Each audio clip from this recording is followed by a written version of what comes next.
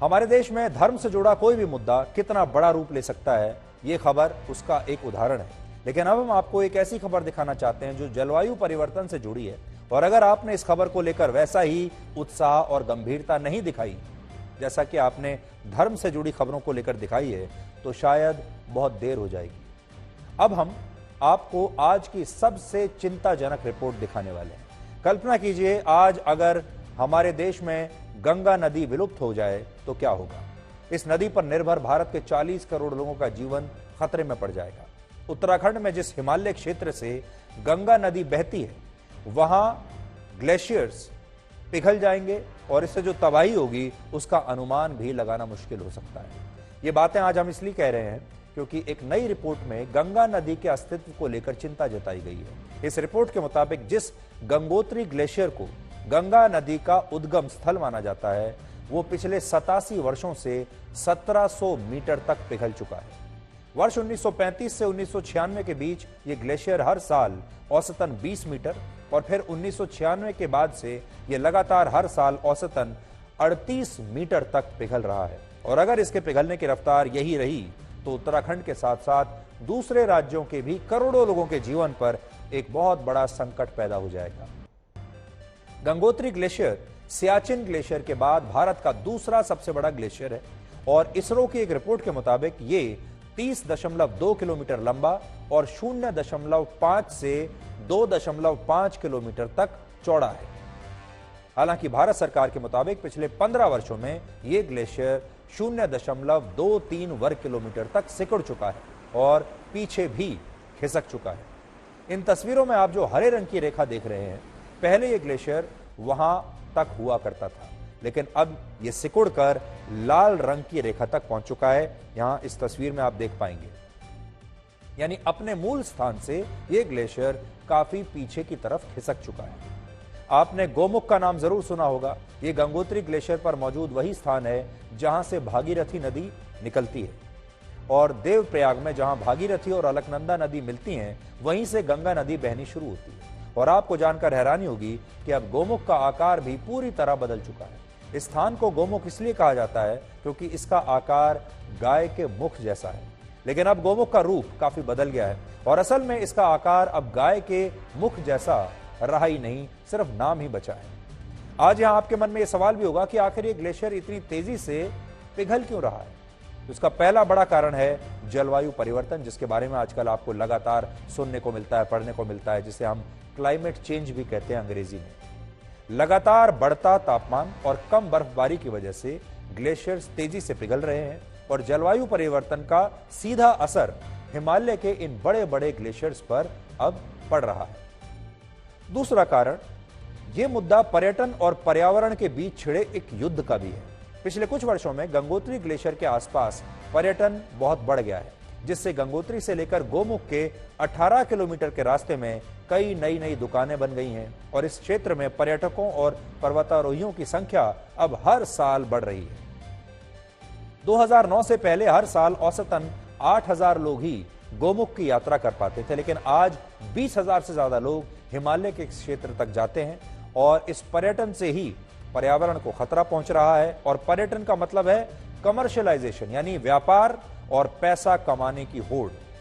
इन इलाकों में अब व्यापार पहुंच रहा है, ये इलाके कमर्शियल हो रहे हैं, अब यहां दुकानें बन रही हैं, होटल बन रहे हैं, इमारतें बन रही हैं, जिसकी वजह से ये सब हो रहा है। तीसरा बड़ा कारण है ब्लैक कार्बन। जलवायु में लगातार हो रहे परिवर्तन के लिए कार्बन डाइऑक्साइड और ब्लैक कार्बन को सबसे ज्यादा जिम्मेदार माना जाता है। दरअसल जब बायोफ्यूल और फॉसिल फ्यूल्स यानी कोयला या तेल जैसे प्राकृतिक ईंधन पूरी तरह जलते नहीं है, तब हमारे वायुमंडल में ब्लैक कार्बन पैदा होता है जो सूर्य के प्रकाश को सोख लेता है और इससे ग्लेशियर्स पिघलने लगते हैं। बड़ी बात यह है कि आज धर्म के बिना तो इंसान जीवित रह सकता है, लेकिन पानी के बिना इंसान का जीवन संभव नहीं है। लेकिन आपके लिए क्या जरूरी है? आप कौन सी रिपोर्ट ज्यादा देखेंगे? धर्म वाली खबर ज्यादा देखेंगे या पानी वाली ज्यादा देखेंगे? आज की स्थिति तो यही है कि लोग धर्म वाली खबर ज्यादा देखते हैं और पानी वाली खबर को आप रिमोट कंट्रोल से बदल कर कहीं और आगे बढ़ जाते हैं। लेकिन ये जो पानी है, यही आपके लिए सबसे महत्वपूर्ण है। इसके बावजूद हमारे देश में जितने बड़े विरोध प्रदर्शन धर्म को लेकर किए जाते हैं, जितनी ब्रेकिंग न्यूज धर्म को लेकर बनती हैं, उतनी चर्चा कभी पानी जैसे मुद्दों को लेकर नहीं होती, क्लाइमेट जैसे मुद्दों को लेकर, मौसम जैसे मुद्दों को लेकर नहीं होती, जलवायु परिवर्तन जैसे मुद्दों को लेकर कोई बात नहीं कर रहा है। जबकि कड़वा सच ये है कि ये ग्लेशियर्स अगर नहीं रहे तो आपका अस्तित्व खतरे में पड़ जाएगा। इसलिए हम आज एक नई कोशिश शुरू कर रहे हैं और हम चाहते हैं कि आज आप गंगोत्री ग्लेशियर से ये हमारा ब्रेकिंग विश्लेषण जरूर देखिए, क्योंकि ब्रेकिंग न्यूज तो आप बहुत देखते हैं, लेकिन अब ब्रेकिंग विश्लेषण देखिए।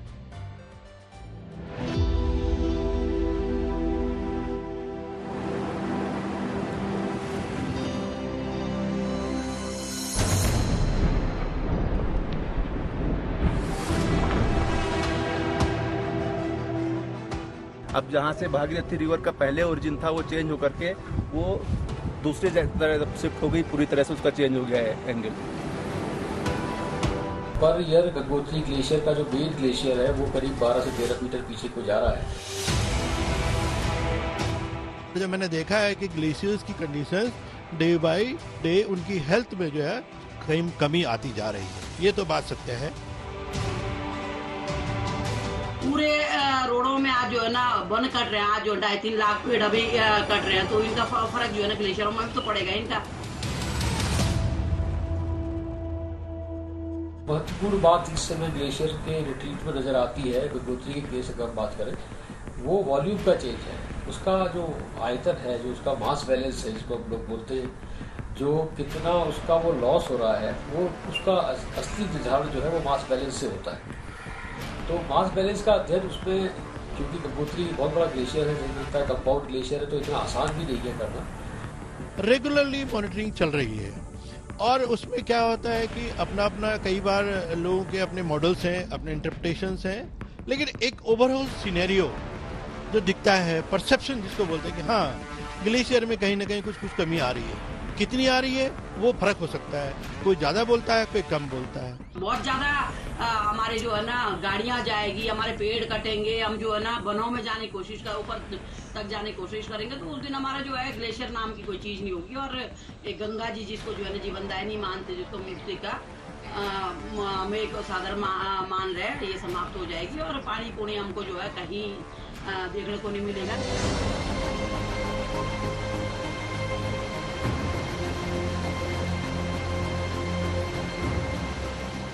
ग्लेशियर का स्नॉट बराबर टूट रहा है, मेल्ट हो रहा है, और उसका एक कारण ये भी है कि साइड के पहाड़ों से पत्थर खिसक खिसक के आ रहे हैं ग्लेशियर, जिसकी वजह से वो टूटने में उसकी और ज़्यादा बढ़त कर रहे हैं। बहुत सारे बड़े ग्लेशियर, चतुर्गी और रक्तबंध जो है वो भी पीछे जा रहे हैं, और उनकी मेल्टिंग की जो पानी है, मेल्ट वाटर है, वो गंगोत्री ग्लेशियर सिस्टम पे इंटर करता है, और जिस साइड से वो इंटर होता है उस साइड से उसका उस पानी की वजह से भी ग्लेशियर के रिट्रीट पर फर्क पड़ा है। और खासतौर पे जो उसका स्नाउट है वो काफ़ी तेज़ी से डिसइंटीग्रेट हुआ है, टूटा है इस बीच में। और ये एक धारणा है कि इस पानी के होने से भी रिट्रीट पे असर पड़ रहा है। और गंगोत्री ग्लेशियर लीनियर रिट्रीट भले ही ना पड़ा हो, लेकिन मास लॉस उसका निश्चित तौर पर बढ़ा है हाल फिलहाल के दिनों में। मुझे नहीं लगता है कि अभी हाल फिलहाल में कोई इतनी जल्द आदमी को परेशान होने की जरूरत नहीं है कि ग्लेशियर इतनी जल्दी खत्म हो जाएंगे। बनते हैं, बिगड़ते हैं, तो जैसे हम लगेगा कि भाई मौसम में ये सब चीजें आ रही हैं, परिवर्तन हो रहे हैं और लगातार हो रहे हैं, 10-20 साल तक हो रहे हैं, तो डेफिनेटली उसका इम्पैक्ट आएगा। लेकिन हो सकता है वो फेवरेबल भी हो जाए।